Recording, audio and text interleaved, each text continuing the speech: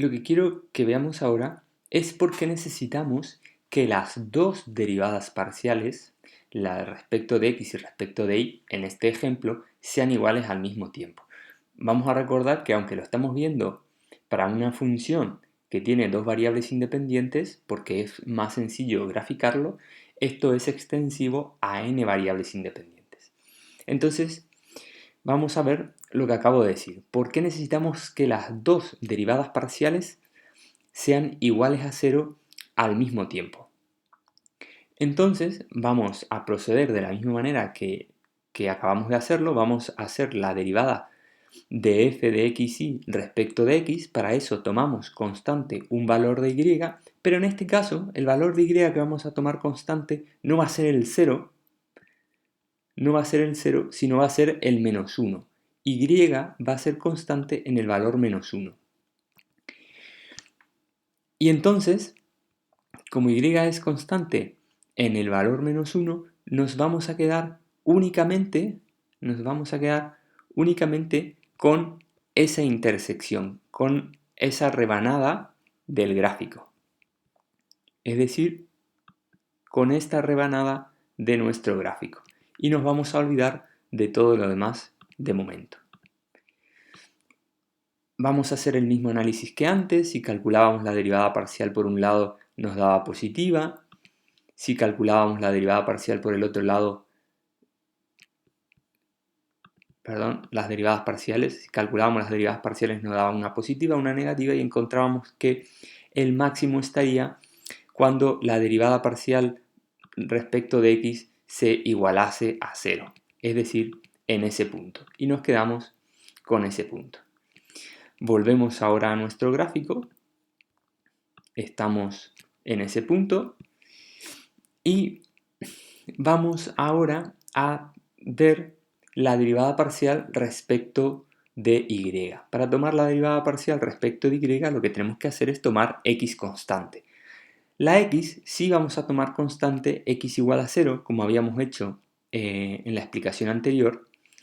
Y entonces lo que nos interesa es esta rebanada del gráfico. Vamos a tomar únicamente esa rebanada del gráfico, nos olvidamos de lo demás y nos quedamos con esto.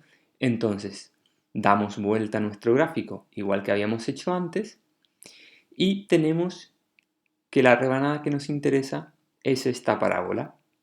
Vamos a calcular la derivada parcial respecto de y, y calculando la derivada parcial respecto de y la vamos a evaluar en x0, evidentemente, porque está fijo la x en el 0, y la vamos a evaluar en el punto y igual a menos 1, que es el valor de y que habíamos tomado cuando calculábamos la derivada respecto de x, para ver qué ocurre en ese punto y por qué ese punto no puede ser un punto extremo. Entonces calculamos la derivada parcial y obtenemos esto. ¿Qué me está diciendo este gráfico? Este gráfico me está diciendo que en el punto x0, que es el que habíamos tomado constante, y menos 1, que es el otro que tomamos constante, si yo cambio el valor de x, si yo cambio los valores de x, la función no crece ni decrece en ese punto. Es decir, que no puedo hacer que la función sea más grande cambiando el valor de x en ese punto. ¿Qué pasa si lo vemos desde este otro lado? Desde este otro lado, lo que me está diciendo es que aunque yo cambiando el valor de x no podía hacer que la función crezca, sí puedo cambiar el valor de y.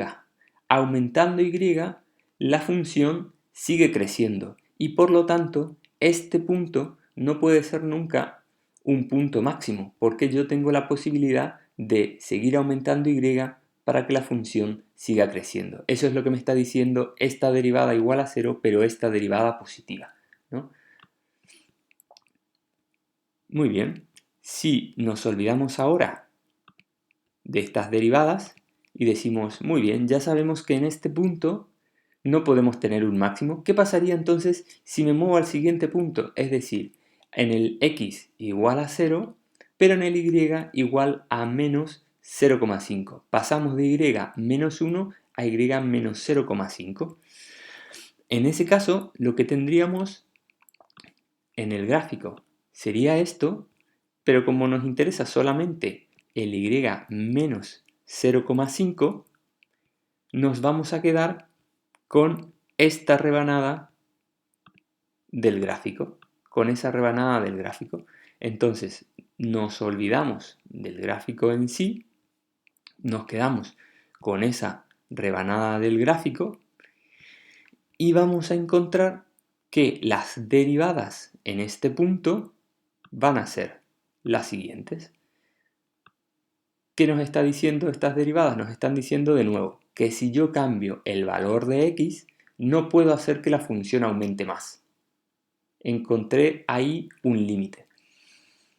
Pero si cambio el valor de y, fíjense que si cambio el valor de y, como su derivada es positiva, la derivada parcial respecto de y es positiva, aún puedo seguir aumentando los valores de y de manera de que la función siga creciendo.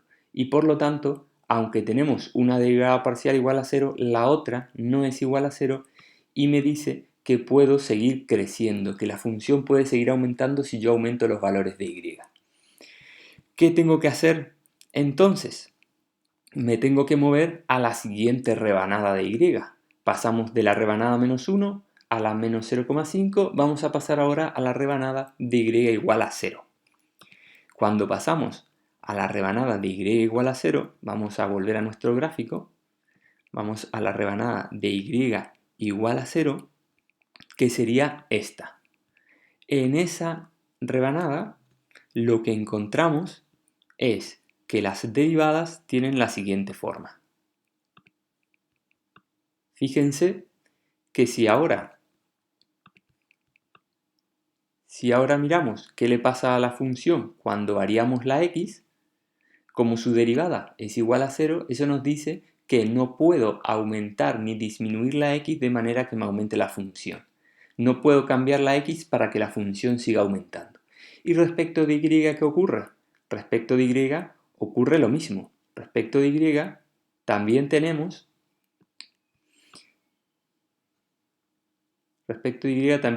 que la derivada es igual a 0. Por lo tanto, tampoco puedo cambiar la y para que la función aumente. Si aumento la y, la función no cambia en un entorno, ¿verdad? Entonces, ese es el motivo por el cual necesitamos que ambas derivadas parciales sean iguales a 0. No nos basta con que una sea igual a 0 y la otra sea positiva o negativa. Necesitamos que las dos sean iguales a 0 al mismo tiempo.